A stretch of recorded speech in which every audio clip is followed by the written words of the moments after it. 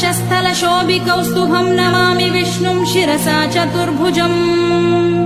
छायायाम् पारिजातस्य हेमसिंहासनोपरि आसीनमम्बुदश्चाममायताक्षमलङ्कृतम् चन्द्राननम् चतुर्बाहुम् श्रीवत्साङ्कितवक्षसम् रुक्मिणी सत्यभामाभ्याम् सहितम् कृष्णमाश्रये।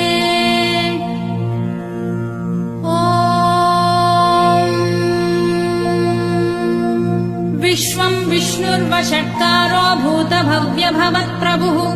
भूतकृद्भूतभृद्भावो भूतात्मा भूतभावनः भूतात्मा परमात्मा च मुक्तानाम् परमागतिः अव्ययः पुरुषः साक्षी क्षेत्रज्ञोऽक्षर एव च योगो योगविदान्नेता प्रधानपुरुषेश्वरः नारसिंहवपुः